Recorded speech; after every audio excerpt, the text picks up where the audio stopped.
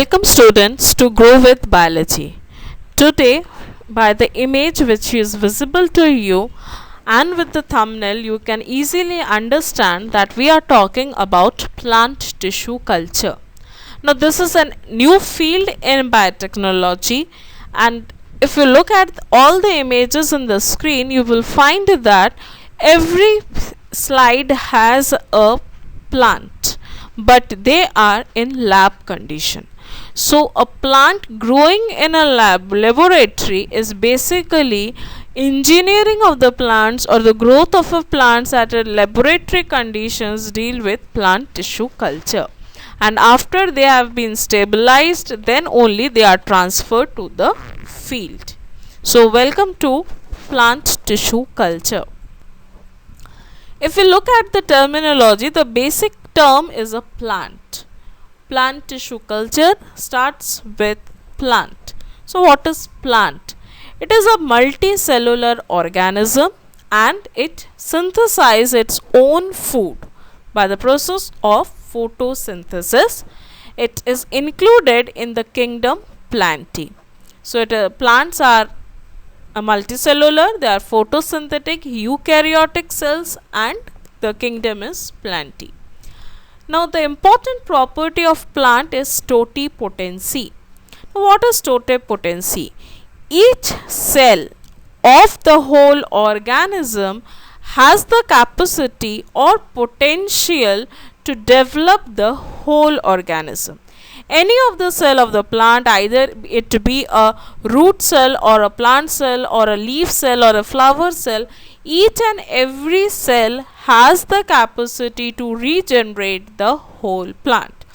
But specifically, these plants cannot be regenerated in gardens or the farmhouses, but it can only be regenerated in laboratory conditions. Again, two terms which comes in mind, one is in vitro, another is in vivo. So what is the basic difference between in vitro and in vivo? When we are talking about lab conditions or we are doing something in the laboratory, then it is all in vitro, and when it is at the life or at the any of the process which in the whole organism is taking place, then it is in vivo. Which is natural, that is in vivo. Whenever we are talking about our laboratory conditions, then it is in vitro. Stock plant. Now when we start the plant tissue culture, we are talking about a plant, and that plant has to be propagated or cultivated. So we need a specific plant on which or from which we do our experiment. So that specific plant is a stock plant. Next term is propagule. Now what is propagule? A small bit of a plant that is used for propagation is propagule.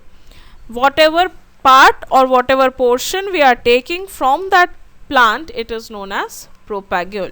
And the smallest tissue or the organ, if we take it, then it is known as explant. Primary culture, it is the starting culture from which either it can be a cell or a tissue or organ. And then comes the important thing is photoperiod, because we all know plants require light to do photosynthesis. So in laboratory there should be a source of light. Now in laboratory we use light source as a tube light source, which will give the plant the radiations, and this light and dark interval is very crucial for the plants to survive, as to do flowering as well as to germinate. So how much hours of light and how much hours of darkness, it's very crucial, and it is known as photoperiod. Now the next unit is light unit. What is a light unit? Lux or a foot candles. Now joules per square meter is the expression for the radiant energy per unit area, and watts per square meter is used to express irradiance. So there are two terms which we use, one is radiant energy, another is irradiance.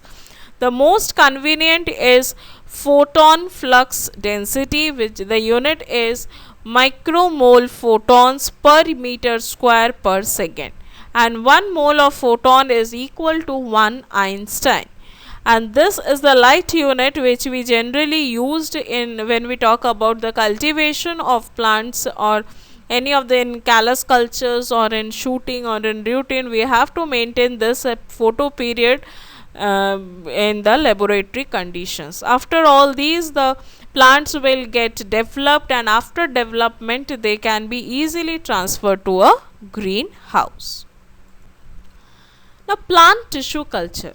The general definition is it is referred to as the in vitro cultivation. In vitro means it is done in lab. In vitro cultivation of plant seeds, plant parts. That plant parts may include tissue, organ, embryo, single cell, protoplast. Anything can be included on a nutrient medium under aseptic condition. Again I am reading, it is an in vitro cultivation of the plant seed or a plant part on a nutrient medium. Now, nutrient medium is the source through which this plant will get the nutrition for its growth, and specifically it requires an aseptic condition, because if the plant will grow and there is no hygiene maintained, then they will get easily contaminated with fungus or bacteria, and the growth will be retarded, or it will be coming to zero, that is, it will be fully corrupted with the fungus or bacteria. So, an aseptic condition has to be maintained, that is a must. The father of plant tissue culture is Gottlieb Haberlandt. So, this is the basic introduction of plant tissue culture. Now, when we talk about this, we required some instrument to do the plant tissue culture. The first instrument to make a medium, because we can get a plant from a nursery and we have to maintain the hygiene of the plant so that the plant is very fresh, it does not have any diseases. Now, this is the plant part, but when we talk about a nutrient medium, we have to prepare that nutrient medium. For this, we have to weigh the ingredients in a weighing balance. This is a weighing balance. This is a type of weighing balance which the laboratories have for weighing the chemicals. After weighing, that has to be autoclaved in the specific glasswares. These are the two varieties of autoclaves. One is horizontal, another is vertical. In these two types of autoclaves, either of it, we can sterilize the medium which we used for plant tissue culture. After you prepare the media, then you have to inoculate the sample, that is your explants, to the medium. That is done in this laminar airflow, which is a chamber where aseptic conditions are maintained. After inoculation, you have to keep it in the incubator. Now, for plant tissue culture, the most specific thing is the maintenance of light and darkness. So, these are the varieties of incubators which has a light mechanisms, and there we can switch on the light and we can switch off the light to provide the darkness. So, these are two varieties of incubators, or the room has been illuminated by tube lights and the samples are kept as it is. This is the incubation, and then finally, after the plant has been grown in a good condition or a good size, they are transferred to the greenhouses, and then it can move for the commercial purposes. Commercial selling of the plants is also possible through this type of mechanisms. Now, what do we require for plant tissue culture? Now, first of all, we required an explant. That is very clear. Then we have to wash that explant. So, we required a large sink, a draining area, and this glasswares has to be washed. It requires chromic acid. It requires detergent cleaning. The explant has to be cleaned with a specific detergent. It required chromic acid for washing the glasswares. We required washing running water facility, so that the washed will be again rewashed in tap water. we require the autoclave distilled water for rinsing the glasswares, as well as it has to be dried and sterilized before using. And then the transfer area, that is the laminar airflow, must be a sterile area, must be first disinfected with alcohol, and then UV sterilization must be done, then only we can do the experiments in that chamber. The culturing facility should be well controlled in the sense of temperature, in the sense of illumination, humidity and air circulation. Any of these four criteria, that is temperature, illumination, humidity and air circulation, if any one of the thing is damaged, then it will badly harm your explants and the growth will be retarded, and sometimes it also causes the death of the explants. The room should be properly air conditioned so as to maintain the temperature.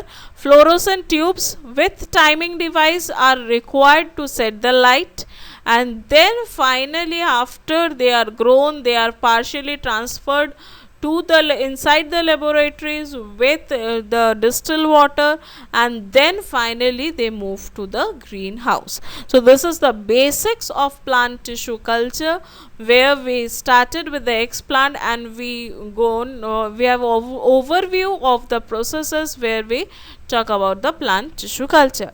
Then the next topic will be the nutrient medium, how the nutrient mediums are designed and how this will provide nutrition to the explants which we are looking for. Thank you. Stay tuned for the next update.